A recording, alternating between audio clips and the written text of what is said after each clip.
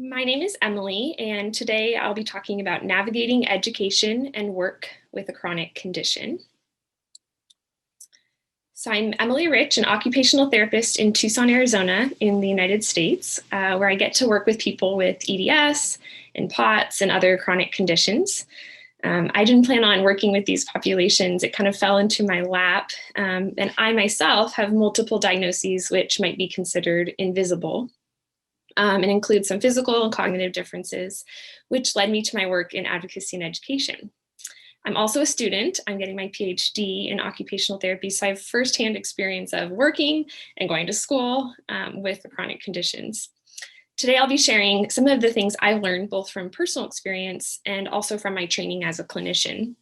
And I hope it'll give those of you joining us today some direction and ideas as you try and navigate attending school or work with a chronic condition.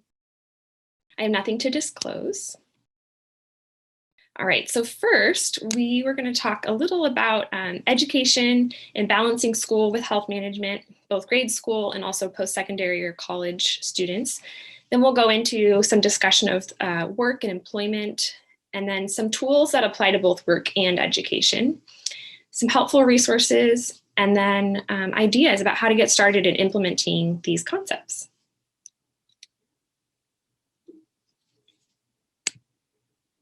All right, so let's dive in with education. In the United States, 10 to 15% of children have a chronic illness. And we know that with accommodations, we see improvements in attendance, alertness, stamina, symptoms, and fewer medical emergencies. The first and arguably the most important strategy is to secure appropriate accommodations, which we're going to go into in a bit more detail in a minute. It's also important to establish clear communication with the school district, with teachers, nurses, and other school staff. This might mean regular meetings with the school, written and verbal communication, collaboration with healthcare providers, and ongoing problem solving for what is and isn't working. Third, tapping into support systems such as peers, mentors, student advocates, or otherwise can really instill confidence and trust and enhance problem solving. Planning ahead is really essential. Even if someone doesn't anticipate needing accommodations, I always recommend that you just have those on the front end to avoid any unnecessary frustration in the case of a flare or medical emergency. You never have to use the accommodations. And finally, students must prioritize self-management. Having chronic condition often means demands with being more on top of your assignments, more efficient with your time, and resourceful with accessing different supports. Medical appointments and managing your condition often results in fewer free hours in the day. And so school accommodations can often be helpful for having less busy work kinds of things and focusing more on those core academics. Self-management looks different for everybody.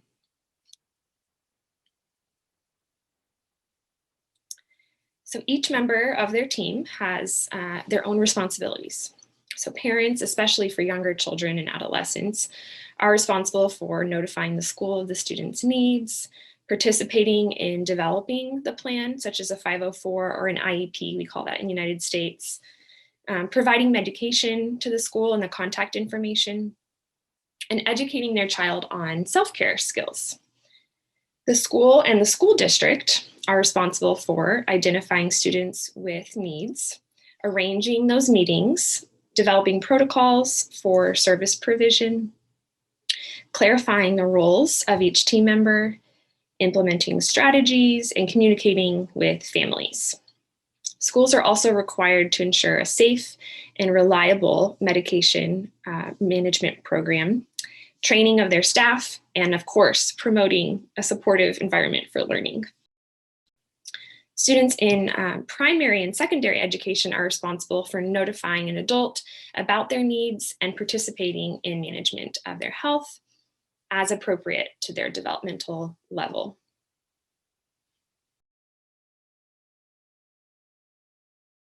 There are a host of resources available for accommodation, including several on the Ehlers-Danlos Society website.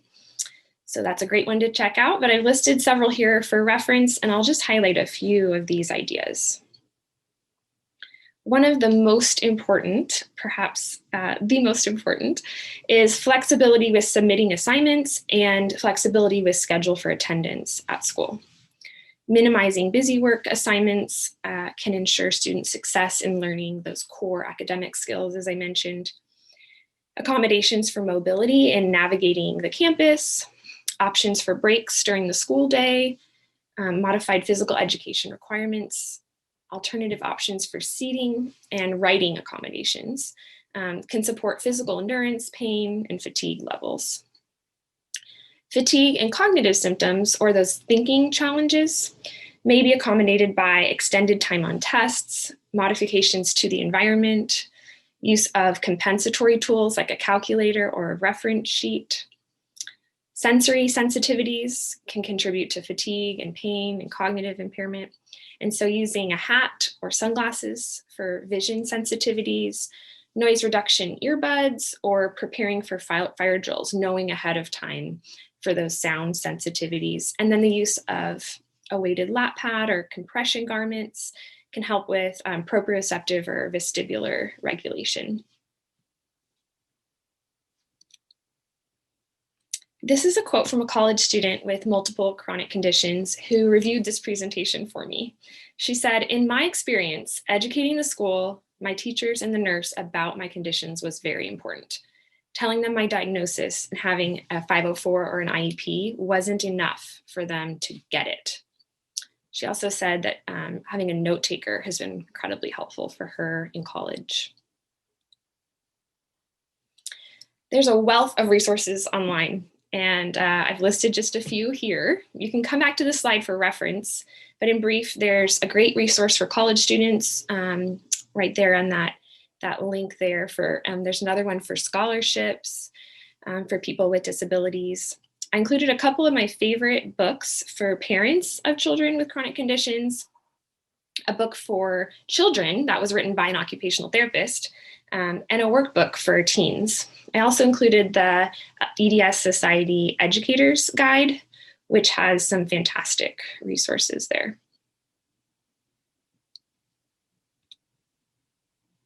This was a simple story that I made with a little boy that I saw who had EDS, and he loved Toy Story.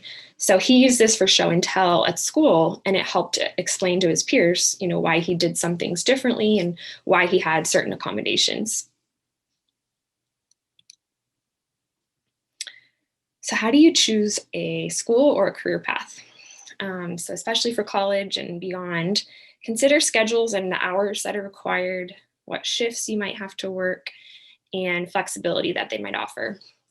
Look into those physical, cognitive, and emotional demands of a job, and that ONET online is a really great resource for that. Additionally, you want to understand expectations for productivity. How fast-paced is the job or the school program? Before an interview, you can request the job description, which includes those essential duties, same with a school. And so then you can be prepared what a job may or may not accommodate. As in all jobs, just like school, it's important to consider the benefits such as health insurance, retirement plans, resources, what the employer offers, and more. So is your program going to be worth what you're going to put in? What are you going to get out of it, kind of thing? And what do you need to provide through that time?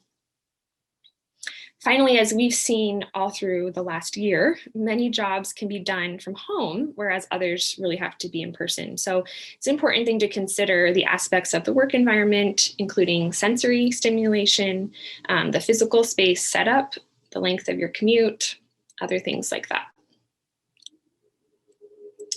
I know there's lots of folks with medical conditions who want to go into healthcare. So I put this slide here for you because we need you if you're interested in healthcare. And you can reference back to this, but I included some specifics here about barriers and opportunities, the wealth of opportunities really in regard to going into healthcare with a chronic condition. And then if you're interested in that, there's a great resource specific to healthcare students out of the University of British Columbia. It's their Inclusive Campus program. it's definitely worth checking out wherever you live because they have great resources and lots of things that are free. All right, so now we're going to transition into work. So 60% of American adults have a chronic illness. That's a huge number. I think it's important to recognize that although we don't all share the same challenges or needs for accommodation, we're definitely not alone. And so suffering is a shared human experience in whatever way that looks like, and we can all benefit from accommodations and improving our understanding of each other. The term for this is common humanity. So for example, studies show that accommodations can decrease injury, increase team cohesion and communication, reinforce inclusive practices, and set clear expectations. The Inclusive Campus Lab that I mentioned out of the University of British Columbia created this great resource for promoting inclusivity, and it's tips from people with disabilities about how to improve their area. It's your decision whether or not you want to disclose. And regardless, it's important to know your strengths and your boundaries, to find a mentor with a chronic condition, to ask for what you need, find the right workplace, and mobilize that support. You can potentially change the system from within through advocating and securing accommodations and using resources, which creates a better world for so many of us. Sometimes approaching requests at work from this lens of helping others can make it feel a little less intimidating. Requirements for accommodations can include the following. So the employee must meet ADA disability qualifications that are required to perform the essential job functions. And those can be done with or without reasonable accommodations. So if you can do something with accommodations, then that would be considered being able to do the essential job functions. The accommodations must be reasonable and not put undue hardship on the employer. Usually that means that it has to do with money. So how much is the employer going to have to spend to accommodate you? The employee is responsible for reaching out to human resources and whoever's responsible for ADA accommodations, and typically involves a doctor's note annually. This is for the United States. This is the system I understand the most. Obviously, wherever you are is probably going to be different to some degree. So it's important to look into that in your country. Okay, so now we'll go into kind of work and education, things that apply to both and how they're a little more broad. So communication might be the most important thing no matter what setting you're in. And really having that verbiage to communicate your needs is really important. So we call this assertive communication, or the ability to express ideas and feelings in an open and honest way.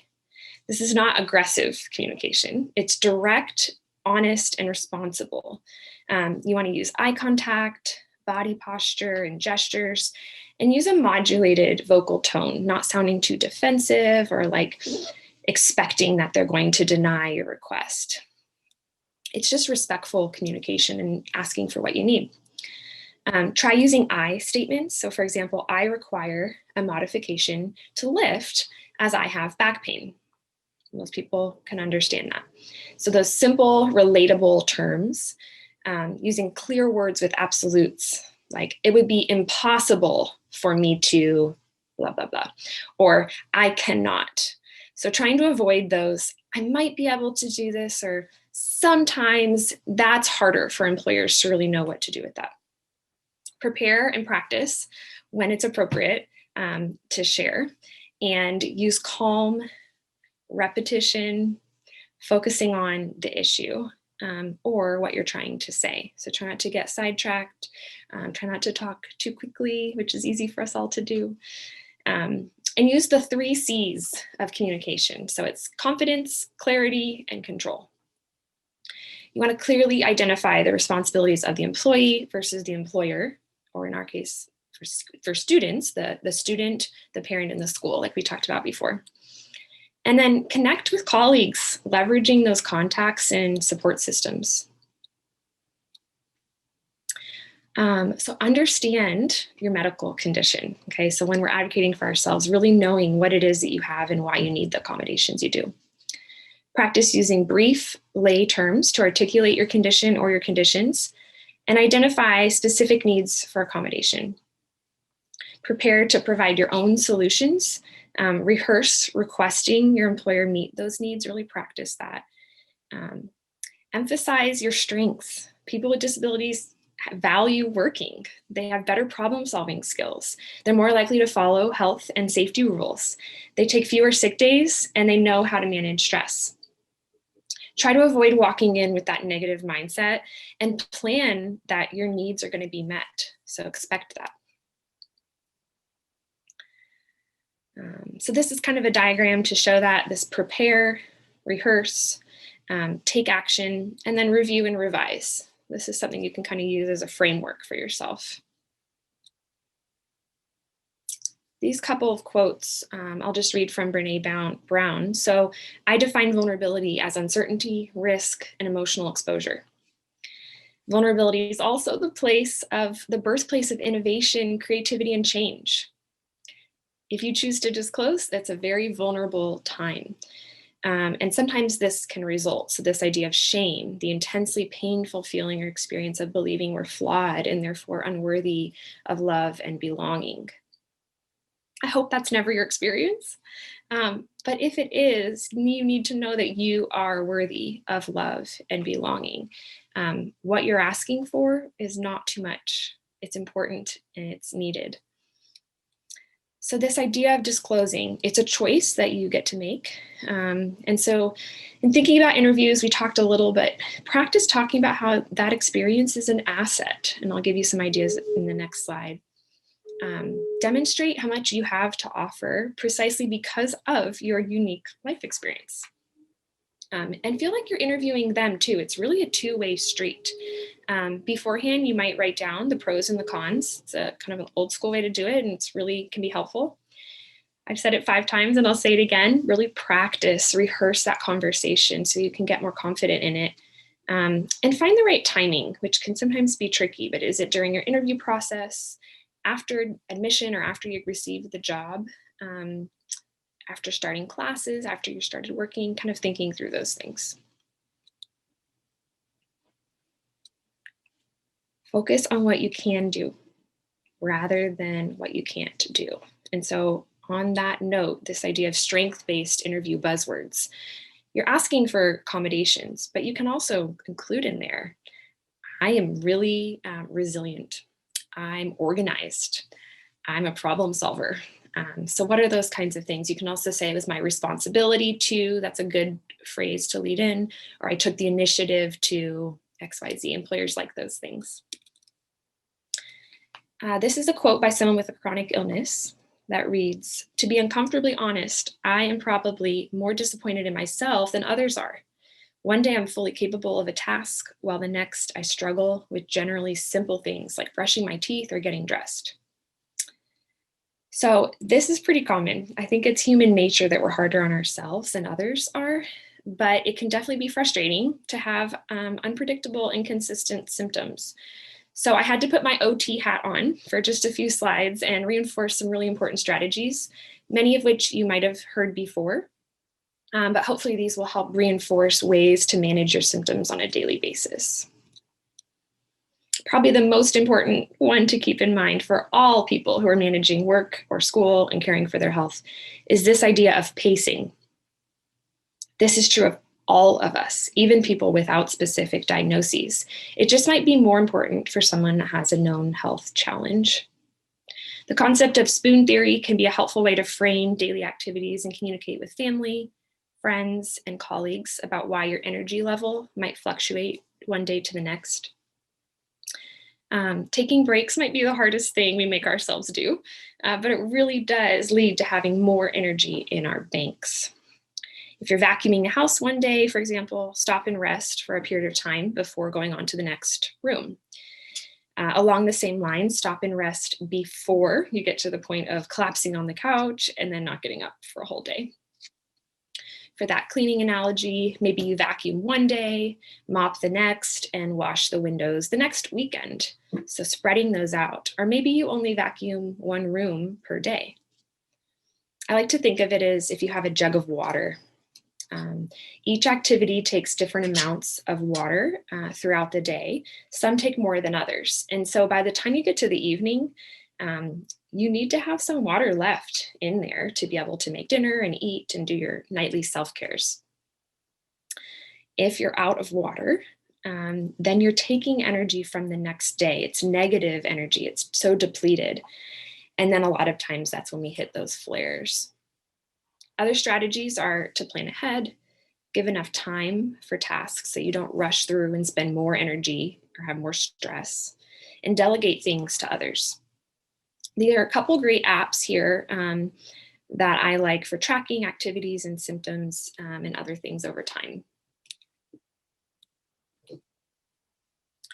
I really like this picture for helping younger kids with this concept. So checking in through the day and see where they're at to know how to adjust the day or adjust the environment accordingly.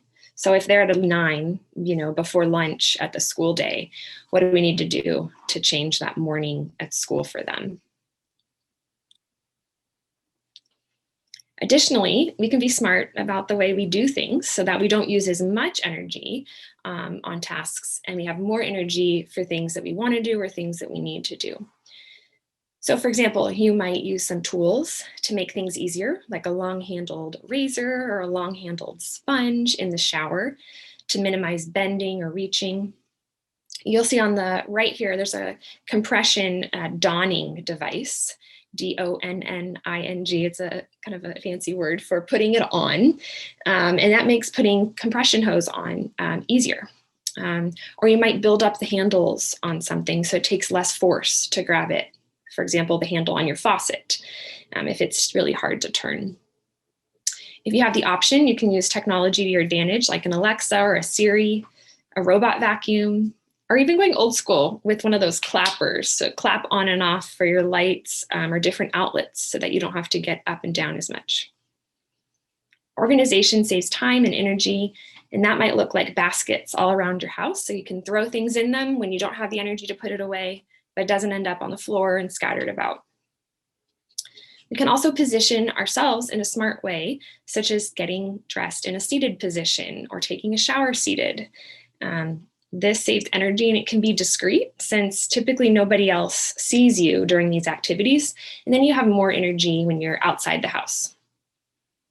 Ergonomics means when you use your body, do it wisely. So sitting and standing up straight, pushing or pulling items instead of lifting them, carrying things close to your body and avoiding bending. Some other examples of energy conservation are when you're cooking, gather all your items before beginning. Organize your shopping list based on the layout of the store. Make several trips to bring groceries in to the house, bringing the frozen food in first, and then the rest in between. Along similar lines, we want to protect your joints as you do the various activities. So you can see a picture here is kind of all of Emily's favorite things for hypermobility. So there's built-up handles, which you can buy foam tubing online, or there's insulation tubing for pipes from a hardware store that's less than $1. You can use Coban wrap or anything that will help to make something larger. This allows you to use the bigger muscles of your hand and prevent that hyperextension of the joints. You'll also see easy hold handles, that's in the top left, which can be called universal cuffs. And alternatives for writing utensils, like that pen again, or any built-up writing utensils. We want to avoid staying in the same position for very long, like when sitting at your computer or desk. We want to avoid heavy lifting and sleeping in positions with bent elbows or bent wrists, or otherwise, which are often positions of comfort for a lot of people, but trying to avoid those for the joints. Here's some specific tips on how to use proper body movements to protect the body and save energy.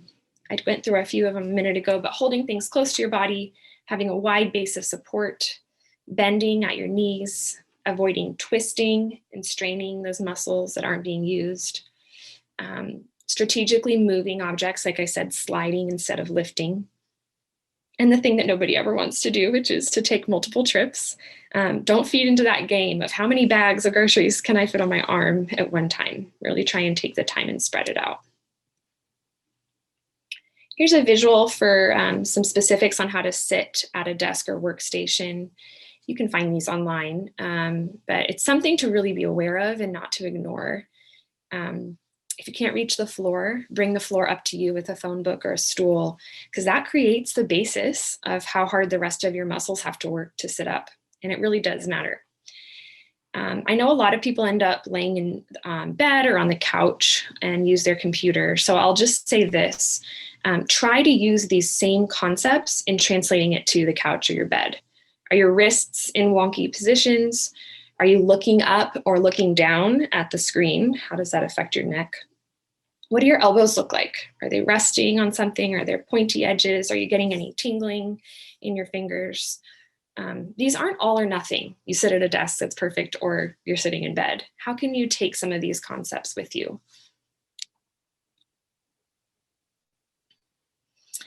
If we're going to balance work or school and managing our health, we have to take care of our whole selves. So I like these concepts of doing 3 tasks each day. That's something you want to do, something you need to do, and then some kind of self-care every single day, even on harder pain days.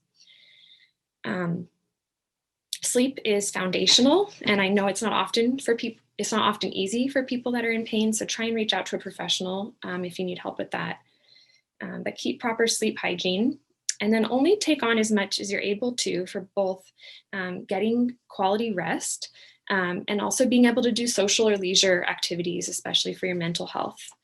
Rest looks different for everyone. Think about what fills you up, what fills your tank. And then finally, using those support systems.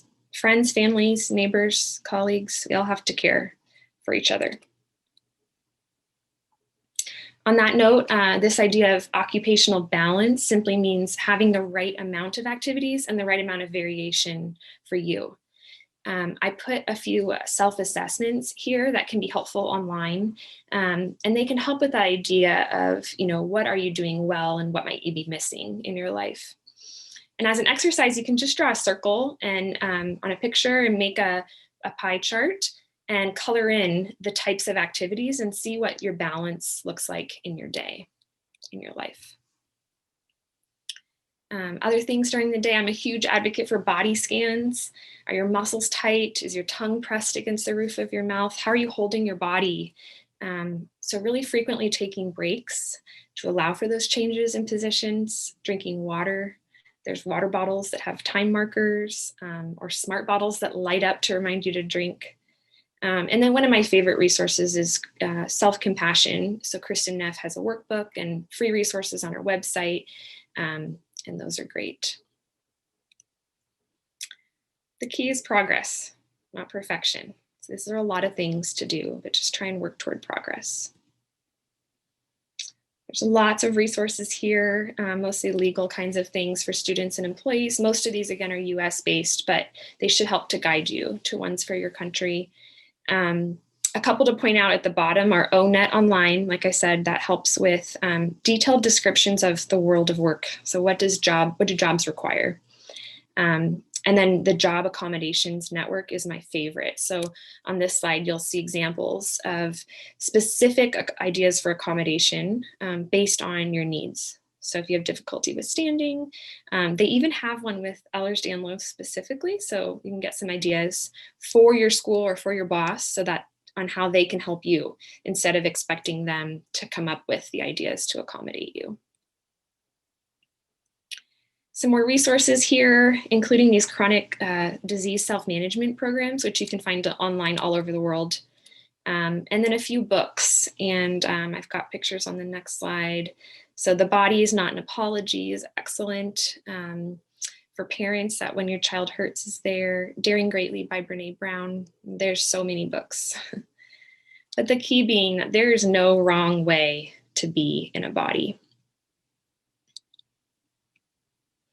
So we're nearly at the end of this presentation. I've given you lots of ideas, and I hope that now you get to start implementing them into your life. And so I use this tool of writing SMART goals to stay on track. So trying to be specific, make them measurable, put a number in there, achievable, relevant, and based on a period of time. So an example might be, by the end of the weekend, I will write down at least 3 accommodations for work over the next week to decrease my pain and fatigue levels at the end of the day. So you've got your goal, then you create a plan to accomplish that goal, then do it, and then you check to see how successful you were. And a couple of apps I like that can help are One Step to Life, and then Fabulous Daily Self-Care app. If you're still struggling, you might try and find an occupational therapist in your area, or a physical therapist can help with that strength and building endurance. Psychological supports so often are hard for people with EDS, especially when you've been told that it's all in your head your whole life. And that doesn't minimize the effect of having a chronic condition. And so it can be really vulnerable and also a really amazing thing to reach out to someone for psychological supports. And then vocational rehab might also be offered in your community for work. So now my last pitch here for you is a recommended practice. As you listen to all of these presentations at the conference, write down the 2 main takeaways that you got from this presentation. Could be something that you want to implement, something that was reinforced that you're already doing, or something you want to share with someone else. But just pick 2 things, because there's a lot here and you won't remember it all. All right, and just one last reminder, your worth is not measured by your productivity. And hopefully these tools will help you to be able to continue in your current work or school, or get started into something new.